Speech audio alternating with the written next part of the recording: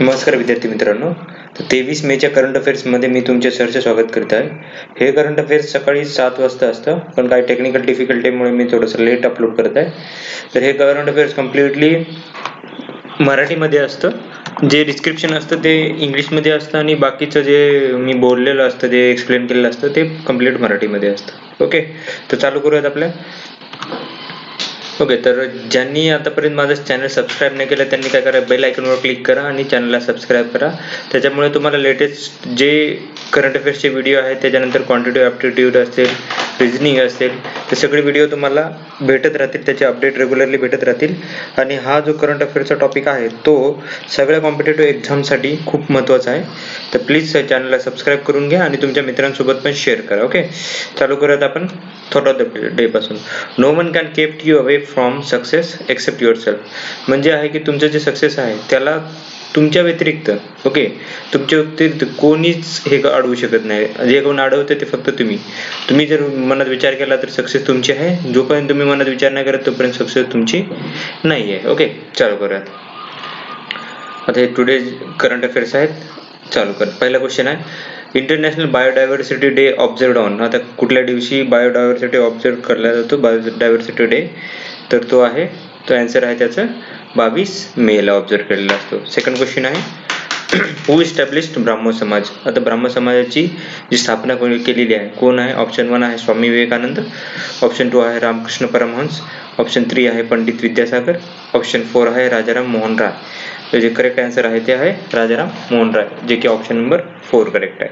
त्याच्यानंतर next question आहे, to boost offshore wind and renewable energy which PSU companies setup and MOU. म्हणजे जे offshore जे आहे, ओके, ऑफशोर म्हणजे काय म्हणतात की जे शोरच्या सोडून जी विंड असते, त्याच्यानंतर रिन्युएबल एनर्जी म्हणजे जी काही अक्षय ऊर्जा आहे, त्यासाठी काय केलेलं आहे की दोन PSU पब्लिक सेक्टर अंडरटेकिंगच्या कंपनी असतील, त्या कोणी अंडरटेकिंग कंपनीने MOU हे केलेलं आहे. तर त्याचं जे करेक्ट आहे ऑप्शन 1 आहे ONGC NTPC, ऑप्शन 2 आहे बेल अँड ONGC, ऑप्शन 3 आहे बेल अँड NTPC, ऑप्शन 4 आहे BEL and coal India limited. तर करेक्ट आन्सर आहे त्याचा आहे ONGC अँड NTPC आहे. ओके, त्यानंतर फोर्थ क्वेश्चन आहे, where is the headquarter of EXIM bank. Okay, EXIM bank म्हणजे काय असतं? एक्सपोर्ट अँड इम्पोर्ट बँक जे आहे त्याचं हेडक्वार्टर कुठे आहे?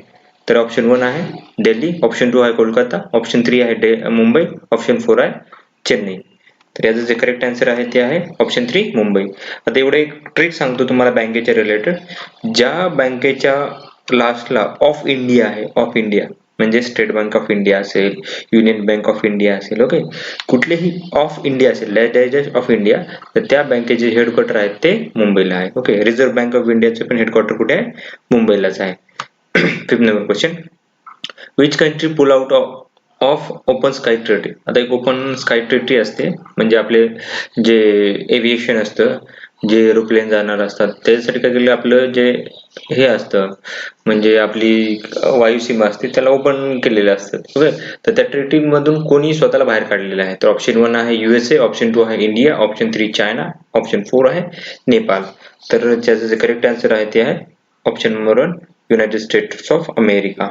ओके, त्याच्यानंतर 6th question, who is appointed as new chairman of executive committee of WHO. आता एक्झिक्युटिव्ह कमिटीचे चेअरमॅन जे आहे ते कोण अपॉइंट केलेला आहे? तर आहे ऑप्शन 1 आहे doctor Balram Bhargava, option 2 doctor Manmohan Singh, option 3 doctor Harshvardhan, option 4 doctor Tedros Adhanom. तर करेक्ट आन्सर आहे ऑप्शन 3 डॉक्टर हर्षवर्धन. आता ऑप्शन कडे आपण व्यवस्थित पाहूयात. पहिला ऑप्शन आहे बलराम भार्गव, हे आहे ते ICMR Indian council of medical research, त्याचे हेड आहेत. डॉक्टर मनमोहन सिंग आहेत ते आपले प्राईम मिनिस्टर होते, एक्स प्राईम मिनिस्टर नरेंद्र मोदीच्या पहिले तेच प्राईम मिनिस्टर होते.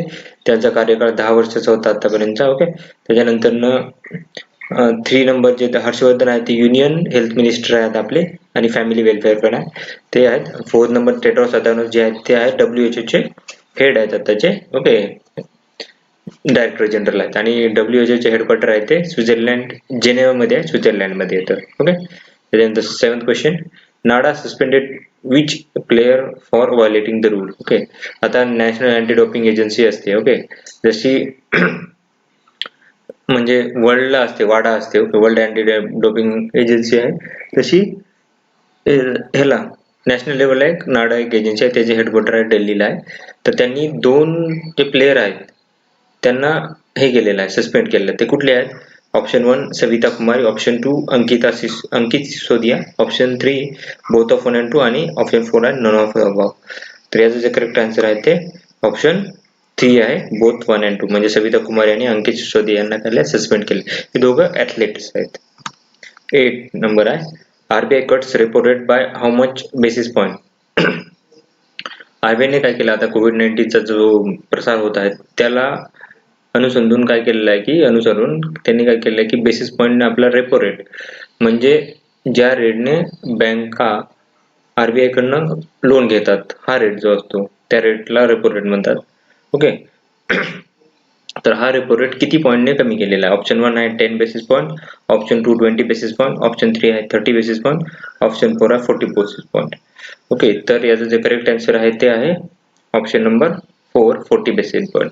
म्हणजे जो पहिला रेपो रेट होता रेपो रेट तो होता 4.40. आता जो झालाय तो 40 बेसिस पॉईंट कमी झालाय, म्हणजे 4% जो रेपो रेट आहे. ओके. आता याच्यानंतर तुम्ही हे केलं आहे की रिझर्व्ह बँकेने जे मॉरेटोरियम आहे ते परत 3 महिन्यासाठी एक्सटेंड केलेला आहे. ओके.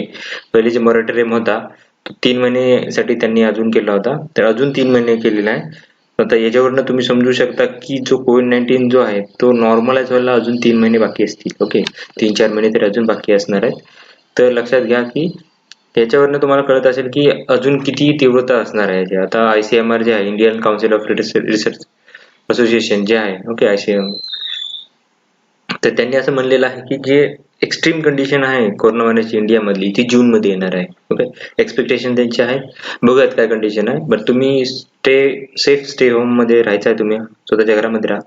नंतर 9 number question, we state open quarantine centre for transgender. Okay. Transgender जे आहेत, ओके, त्यांच्यासाठी काय केलेलं आहे की कुठल्या स्टेटने क्वारंटाईन सेंटर ओपन केलेलं आहे? तर ऑप्शन 1 आहे आसाम, ऑप्शन 2 आहे मेघालय, ऑप्शन 3 आहे मिझोरम, ऑप्शन 4 आहे मणिपूर. याचं जे करेक्ट आन्सर आहे ते आहे ऑप्शन 4 आहे मणिपूर. ओके.